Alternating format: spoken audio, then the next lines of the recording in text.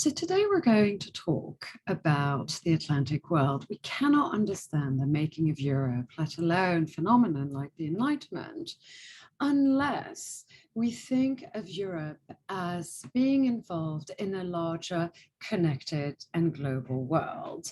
And this was a world connected by slavery, trade and travel. So while Europeans had been sailing the world since 1500, it is in the 18th century that we see the emergence and solidification of what we call the Atlantic world. That is a world connected by trade, slavery, and colonialism that binds together Western Europe, Africa, and the Americas. Indeed, this was done through the enterprise of slavery, which forced millions of African men, women, and children aboard ships that took them to the Caribbean and to North and South America. So what I want to talk about today is how the Atlantic world is the name we give to the emergence of a new culture and of different ways of experiencing and seeing the world. And this new culture was characterized by the practice of slavery, an obsession with the idea of difference, and a belief in the principle of progress. And to understand this world, I'd like us to begin by looking at the coffee house that you can see in this painting from 1725. Because the coffee house is representative of this new world. The coffee house is the place where the new category of middle-class merchants, lawyers, and other professions go, the new social place that they go to debate and read. And these new places to socialize were themselves based upon the exchange of people, those who had been enslaved, the exchange of goods, sugar and coffee, and the exchange of ideas across the Atlantic. And these middle-class men both profited from and argued about the status of those they had enslaved, as well as their own status. So in short, one could say the story of the Atlantic world is the story of two very different groups of people. Those who were enslaved and the white European merchants who took part in the same history. Now, the history of Europe in the 16th and 18th century is made not just on the continent of Europe, but can be said to be a history of empire, world trade, colonialism, and migration.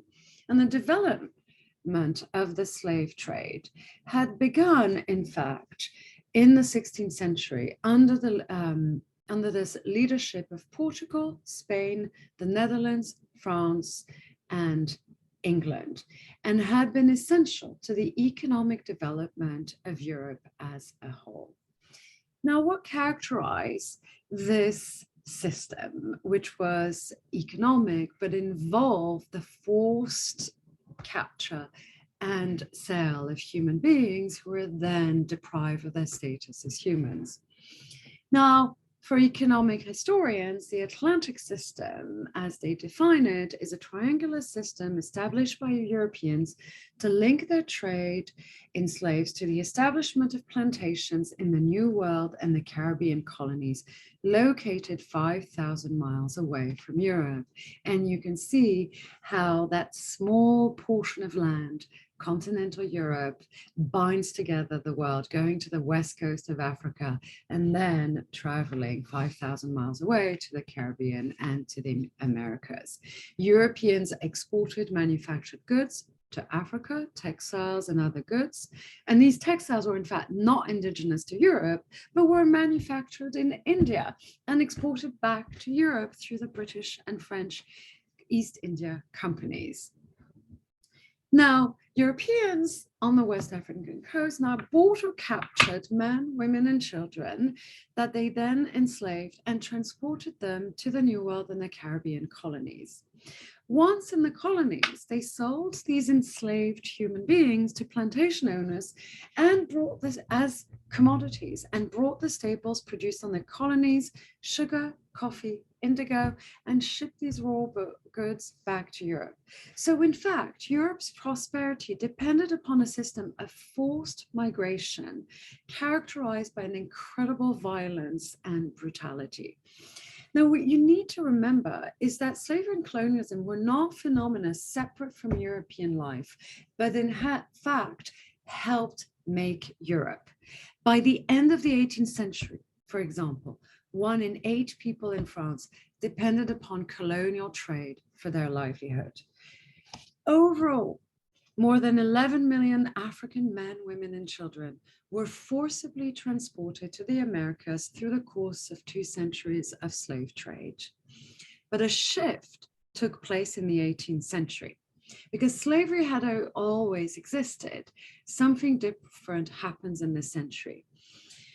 Most Africans who are taken were not sent off to Brazil, but in fact to Caribbean colonies, which were to become the most profitable for European powers, and soon after in North American colonies. Now, between 1500 and 1870, Brazil consumed 41% of those enslaved that were brought through the slave trade. But the Caribbean, that is these small islands, consumed 48%, while British and North America only 5 to 6%. And through the course of the 18th century, Britain and France replaced Portugal, Spain, and the Netherlands as the preeminent European powers, notably through their colonization of the Caribbean. And by the 18th century, the French and British Caribbean colonies from Saint-Domingue, which is modern-day Haiti, or Jamaica, for instance, were the most prized colonial possessions in the Western Hemisphere. And this is the result of the explosion of sugar production. Sugar cultivation, which became the economic miracle of the 18th century, required an intense labor system, so that this, in turn, meant slavery and enslavement expanded. And it is, in fact, slavery that allowed the Caribbean to emerge as the economic center of the world and allowed Britain and France to become its preeminent powers.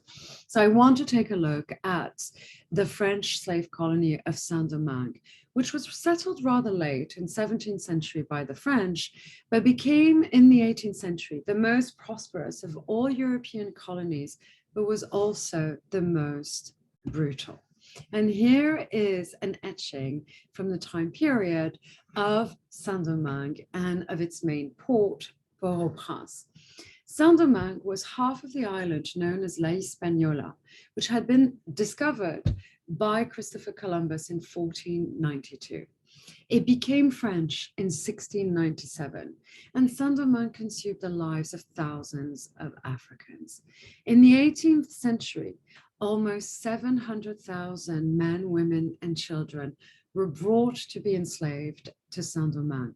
This meant that after 1730, between 10,000 and 20,000 of these African men, women, and children were brought every year to the island.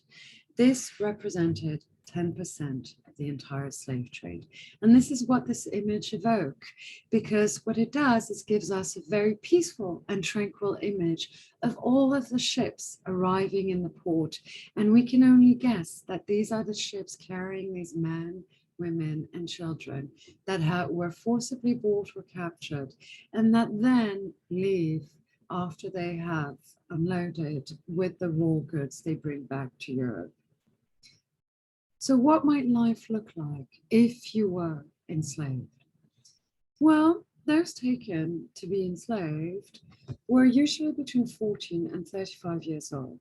And before they were crammed into ships, they immediately lost their status as humans. They were considered by traders as only commodities, objects, goods to be bought and to be sold. So at first, before they would be forced to board these ships, individuals would have their heads shaved, they were shackled, men and women would be separated. There was the possibility of rapes, beatings, and deaths. Some suffered more than others, as throughout the course of the century, Europeans callously started choosing those that they deemed better fit for the labor of sugar production. These were indeed not human beings, but things, commodities. And in fact, this is what we see with the image, the very famous of a slave ship. Now, the slave ship perfectly epitomizes how the men and women who were forced into them were believed to be commodities, because it's only the drawing's only purpose is to show literally how many can be crammed, how many human beings can be carried over to ensure the economic success of this trip across the Atlantic. And this trip was, of course, incredibly dangerous and brutal. It usually lasted through 3 months, and it was common that a fourth of those who had been crammed in it would die from terrible living conditions. In Saint-Domingue, it wasn't unusual that half of those who had been in the ships had died by the time the ship arrived there. Now, once these men and women had survived the horrors of the Middle Passage, which is what this is called, they were sold again to slaveholders in need of a labor force. These men and women were then branded, a symbol burnt on their flesh as mark of property. And every time they were sold, they would be branded again. And once they were sold into plantation systems, they were given new names, their personal life was regulated, and everything controlled by masters and overseers. Kingship no longer matters to slaveholders, and the labor force they endured was incredibly brutal, just as the living and work conditions were. And this was especially the case in Saint-Domingue, in places like Saint-Domingue, which were devoted almost exclusively to the very profitable sugar production.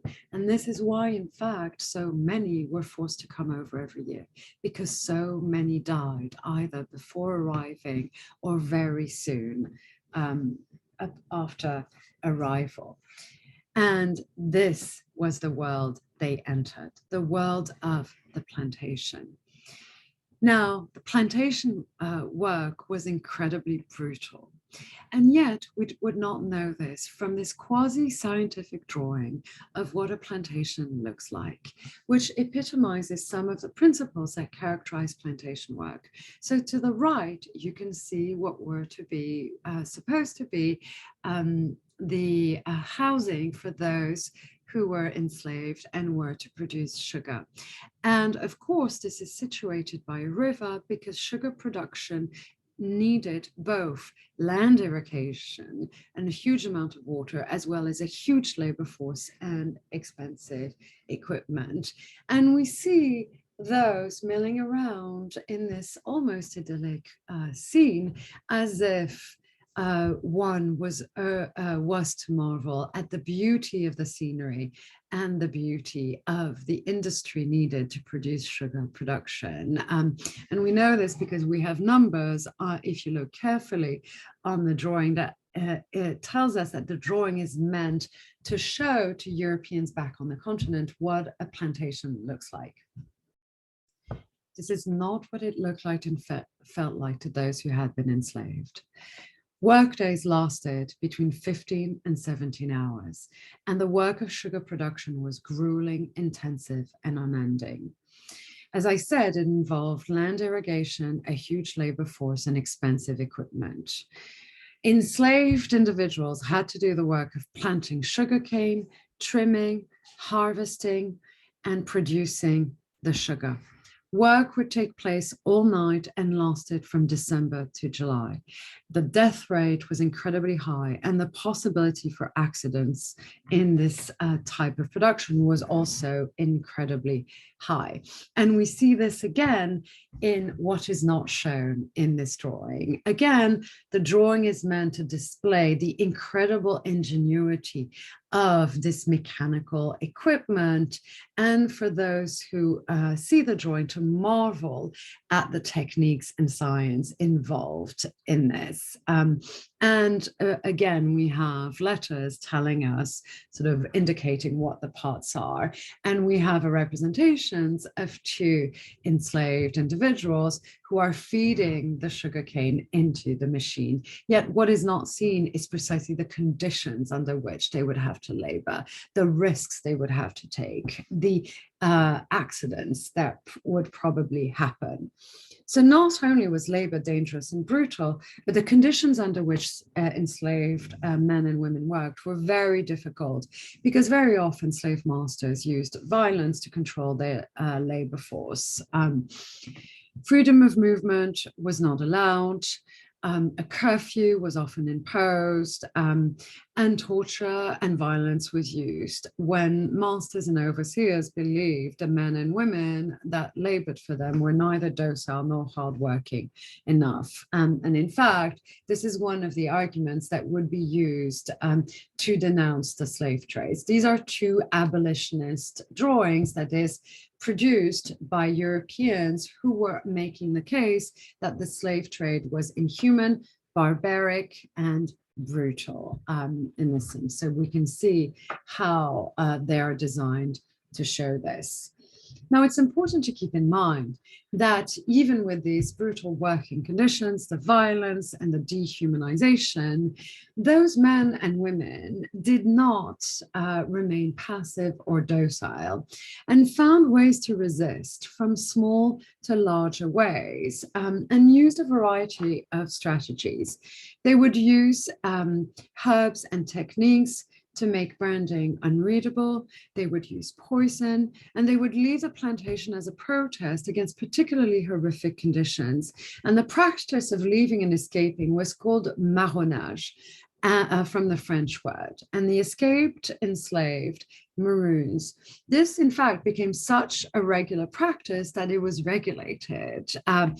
There were, in fact, communities of maroons living in the mountains of Saint-Domingue. And I want you to think, when you look at this drawing, which is a drawing of the ships in the port of Saint-Domingue, that the mountains are, in fact, the places that all those are finding refuge in this moment. But remember that escaping involved great risk. The 1689 French Black Code, which codified slavery, explained the punishment for running away. The first time an enslaved man or woman ran away, they would be branded and their ear cut off.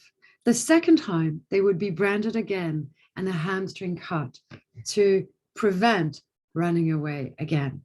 The third time, they would be put to death. Now, think about this particular regulation. The fact that you have regulations if men and women ran away systematically or repeatedly tells you that people actually did. And think of the fact that what is imposed is a form of violence and torture. But in fact, death is only after many attempts, is also because these men and women were considered property. And an owner, a plantation holder, wanted to retain to his or her property. Still, despite this code, despite these laws, men and women still ran away. And there were regular uprisings in the Caribbean, for instance, throughout the 1720s in Jamaica. Now, slavery and colonialism were not just a matter of economics, but one which involved the subjugation of people and establish a hierarchical relationship between master and enslaved, colonizer and colonized. And the relationship, this hierarchical relationship, was justified and explained through the emerging belief in race. The fact that difference existed between peoples and the nature of that difference, which was still a developing system in the 18th century. And in fact, was being theorized at that very moment. Now, slavery was in and of itself rigid in that those who were enslaved were not considered humans, but property, things, commodities. And nonetheless, Europeans were thinking about race and were thinking about racialization and understood the world in those terms. We see it in this etching from the 17th century, which in the style of classical paintings represents Europe in the middle. How do we know it is Europe? Because she is adorned with jewelry, and she is painted in the manner of Renaissance paintings of Venus or of Greek scenes. And she is holding on her left Africa and on her right America. And you can see how there is a rope that ties all of them together. And one could think that the ways in which Europe is holding Africa firmly by the wrists and enveloping the Americas, in fact, is a way of showing these power relationships. How do we know that enslavement is marked upon America and Africa? Well, because of the slave band that they wear on their arm. But notice too that these differences are beginning to be marked by the association of difference to skin color. Now, Saint-Domingue was itself an especially racially divided society where Africans outnumbered white Europeans. In 1687, in fact, white Europeans outnumbered Africans by a large amount. But this changed very rapidly. And by the mid-18th century, there were 14,000 European whites to a population of 150,000 enslaved men and women who are mostly African born. And this unequal and racially divided society became complicated with the practice of forcible, that is rape, sexual relationships between masters and enslaved women. And sort of especially considered acceptable for Europeans and by Europeans because at the beginning, very few women settled in the colonies. This created a class of people in Saint-Domingue that people at the time referred to as mulatto, who are sometimes granted freedom by slave masters. And in fact, that phenomenon became a particular obsession when thinking about Saint-Domingue, who was referred to as the libertine colony. And you can see this in this particular painting and etching, again, where at the corner to the right, you can notice the presence of an African enslaved women. So this situation was such that a new legal category emerged in the 18th century, known as free people of color, who were sometimes whose parents had been freed, and who then could be quite wealthy and owned enslaved men and women themselves. And it also led to another category, that of Creole. Creole is a French word that means indigenous, and it originally referred to white men of European descent born and raised in the colony, and later was applied systematically to all those born and raised in the colony. Now, again, those who were enslaved resisted, had strategies to resist, escaped, but they also managed to create cultural forms. And we know this not because we have materials left from those who were enslaved. Everything we have in the archives is mediated through the European gaze, like these particular drawings, which represents the life of those who were enslaved. And I've put the title unedited from the time period, which of course is not a title you should use when you refer to this. Now, this racial system reinforced European interest in difference. And in fact, the slave trade sparked many discussions and debates over its validity and necessity from the very beginning. So from the early 1700s, slaveholders began feeling the need to justify their practices in the face of criticism. They argued that those enslaved were inferior and mere objects or property. And at the same time, the critics of slavery started becoming greater.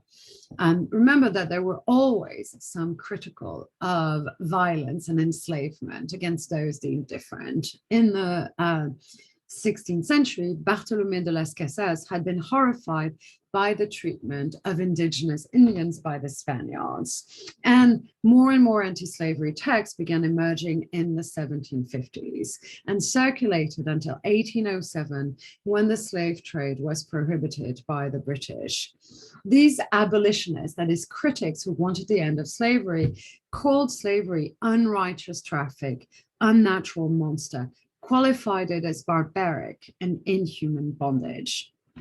And it's important to keep in mind If you remember, I said the coffee house was based upon the exchange of people, those who had been enslaved, of goods, sugar and coffee, and ideas, because anti-slavery or abolitionism was, like the slave trade, a transatlantic phenomenon. For example, we see British and American Quakers who had officially condemned slavery in 1727, traveling and corresponding across the Atlantic throughout the 18th century.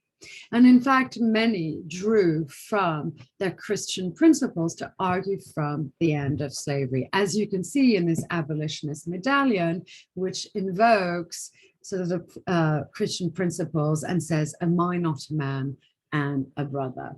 So a number of debates and discussions emerged in the European continent about slavery. Some discuss its economic viability. Others argued over the status of those who had been enslaved. Some philosophers argued that these were human beings like Europeans who had just been degraded by the abjection of slavery. Some debated whether or how quickly to give those who had been enslaved freedom. But only a minority argued for immediate and complete freedom to those who had been enslaved. This was seen to be directly related to the nature of rule and the question of natural rights in Europe that I've discussed in the Enlightenment. One example was the French author, Charles-Louis de Secondat, Baron de Montesquieu. In 1748, he published an essay called Of the Spirit of the Laws, where he critiqued the tyranny and absolutism of European regimes and pondered over what made good government and ensured justice and freedom. He also opposed slavery that he deemed degrading, and he was the first of many who would write pamphlets against the institution of slavery in the late 18th century. And this is how we see slavery and the making of Europe are intertwined. Montesquieu's critique was both of the tyranny of absolutism and the tyranny of slavery imposed on African men and women in the colonies. And this was epitomized by the bestseller published in 1789 by Aledo Equiano or Gustavo Vassa. And this was the perfect argument because it was an autobiography written by a man who had been enslaved. And here, who showed how he was not property, but a free man. He was not a thing, but a thinking, rational human being. And he was himself the same as the middle-class merchants in the coffee house. So the practice of slavery had a number of implications. And in fact, it was made through the confrontation and subjugation of other peoples. And one of the fundamental questions obsessing Europeans was the nature of human beings. What made them Europeans? What was the nature of civilization? And where did the peoples they had been encountering, Africans, indigenous peoples, on the lands they had conquered and colonized, where did these people fit? Within Europe itself, who deserved protection, tolerance, and rights? What was the status of women? And in a Christian Europe, what was the status of Jews, a religious minority that was still subject to persecution and limitations on their civil and political rights? So the history of Europe happened as much outside of its geographical boundaries as within it, and took shape within this larger system. And this will be the subject of the third and last part of this lecture.